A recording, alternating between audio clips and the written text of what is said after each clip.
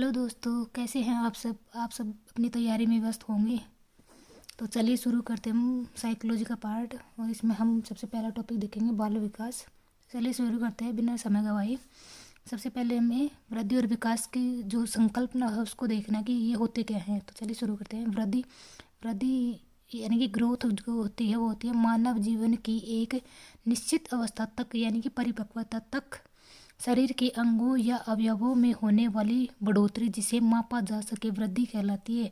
इसका मतलब इसको मापा जा सकता है तो इसका मात्राकरण संभव है। अंग्रेजी में इसे क्वांटिटिव चेंज कहते हैं, जैसे कि लंबाई हो गया, वजन हो गया, ये सब वृद्धि में आते हैं। अब हम देखेंगे विकास यानी कि डेवलपमेंट होता है मानव जीवन के संपूर्ण पक्षों में होने वाले मात्रात्मक गुणात्मक परिवर्तनों को विकास कहा जाता है। विकास जो है वह पूर्व कथनीय क्रमबद्ध व उत्तरोत्तर परिवर्तन की श्रृंखला का एक प्रारूप होता है। विकास गर्भ से मृत्यु तक होता है, वोम टू टोम्ब चलता है। विकास में वृद्धि व ह्रास दोनों दृष्टिगत होते हैं। अब हम देखेंगे विकास के परिप्रेक्ष्य। विकास एक जीवन पर्यंत चलने वाली प्रक्रिया है। यह जैविक यानी कि शारीरिक, संज्ञानात्मक, सामाजिक, सांवेगिक प्रक्रियाओं की अंतःक्रिया से प्रभावित होता है। ये प्रक्रियाएं भी एक दूसरे से संबंधित होती हैं। अंतःक्रिया वो होता है दो चीज़ों के मध्य होने वाली प्रक्रिया अंतःक्रिया होती है। विकास बहुदिश व बहुआयामी होता है। विकास अत्यधिक लचीला व संशोधन योग्य होता है। विकास ऐतिहासिक दशाओं से प्रभावित होता है। विकास के एक आयाम के कुछ घटकों में वृद्धि व दूसरे में ह्रास देखने को मिल सकता है। विकास की प्रत्येक अवस्था के अपने खतरे होते हैं। श्रीमती हार्लोक ने कहा है विकास के बारे में कि आकार में परिवर्तन, अनुपात में परिवर्तन, पुराने चिन्हों का लोप, नए चिन्हों का प्रकटीकरण ही विकास होता है। यानी कि क्रमिक तथा संगत परिवर्तनों की उत्तरोत्तर श्रृंखला विकास कहलाती है। विकास लयात्मक होता है, नियमित नहीं। ये लाइन भी आप लोग याद रखेंगे। वृद्धि एवं विकास में जो समानता है वो देखेंगे। दोनों में परिवर्तन होते हैं, ठीक है। यह परिवर्तन एक निश्चित परिपक्वता की ओर अग्रसर होता है, क्योंकि वृद्धि भी परिपक्वता तक चलती है और विकास भी मतलब यहाँ तक तो चलता ही है। वृद्धि जो है विकास में सम्मिलित होती है। इसके बाद हम देखेंगे वृद्धि एवं विकास में अंतर। वृद्धि और विकास में मुख्य अंतर ये होते हैं। पहला अंतर ये है, शारीरिक वृद्धि तो होती है शारीरिक अंगों में बढ़ोतरी, जबकि विकास होता है संपूर्ण पक्षों में होने वाले परिवर्तन का एकीकृत स्वरूप। फिर दूसरा अंतर, मात्राकरण संभव है वृद्धि में, और विकास में मात्राकरण व गुणात्मक दोनों होते हैं। वृद्धि की एक निश्चित दिशा व सीमा होती है जो कि परिपक्वता तक ही जारी होती रहती है। यह एक सतत प्रक्रिया, विकास जो है वह एक सतत प्रक्रिया है। यह गर्भाधान से मृत्यु तक जारी रहती है। अगला अंतर, वृद्धि हमेशा धनात्मक होती है, जबकि विकास धनात्मक ऋणात्मक दोनों हो सकता है। वृद्धि परिपक्वता के हल स्वरूप दृष्टिगत होती है, यानी कि वृद्धि जो है वो परिपक्वता तक दिख जाती है कितनी वृद्धि हुई है, जबकि विकास पर परिपक्वता अभिप्रेरणा अधिगम का प्रभाव पड़ता है। वृद्धि का स्वरूप प्राय बाह्य होता है, जबकि विकास बाह्य व आंतरिक दोनों हो सकता है। ये थे इसके मुख्य अंतर। इसके बाद हम विकास और उसकी परिभाषाएं पढ़ेंगे कि किस किस ने कैसे कैसे बोला है। सबसे पहले आएगा हर लोग की परिभाषा। विकास बड़े होने तक ही सीमित नहीं है, वस्तुतः यह प्रगतिशील परिवर्तनों का एक व्यवस्थित व समानुपातिक क्रम है जो परिपक्वता की प्राप्ति में सहायक होता है। विकास के फलस्वरूप व्यक्ति में नवीन विशेषताएं और नवीन योग्यताएं प्रकट होती हैं। ये परिभाषा कई बार पूछी जा चुकी है, तो इसको ध्यान से पढ़ेंगे। विकास के फलस्वरूप व्यक्ति में इन विशेषताएं और नवीन योग्यताएं प्रकट होती हैं। इसके बाद हम फ्रैंक की परिभाषा पढ़ेंगे।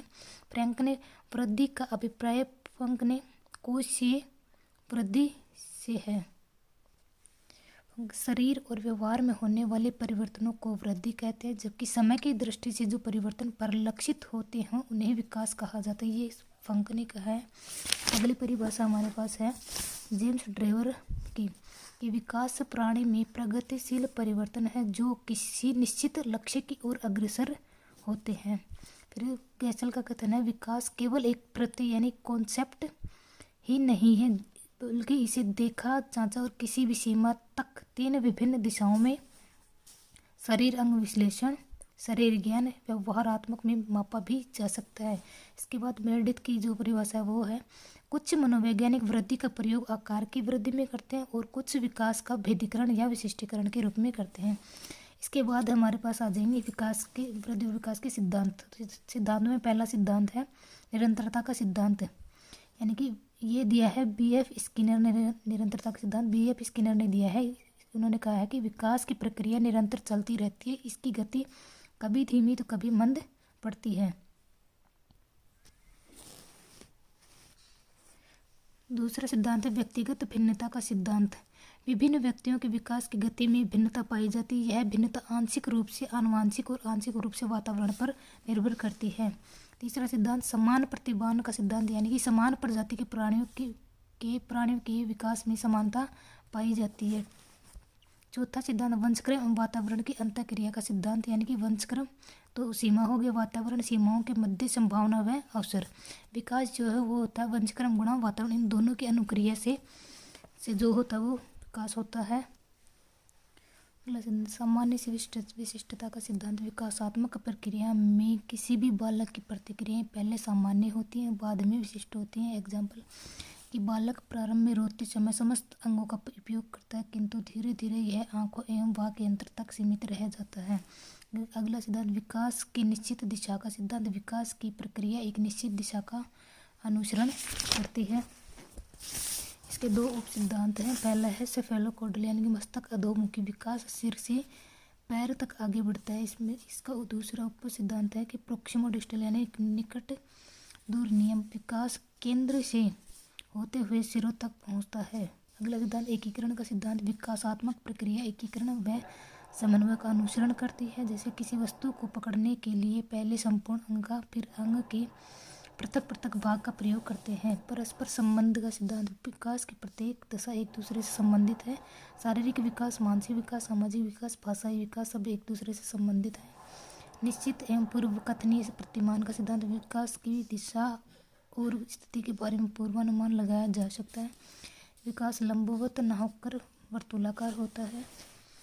विकास प्रक्रिया लंबवत होकर सीधे विकास को प्राप्त नहीं होती, वरन व्यक्ति पहले आगे बढ़ता है, फिर हटकर विकासात्मक प्रक्रिया को परिपक्व और स्थायी बनाता है, फिर आगे बढ़ता है। इस वीडियो में इतना ही, बाकी आगे का दूसरी वीडियो में। अगर वीडियो पसंद आए तो लाइक, कमेंट और शेयर करें।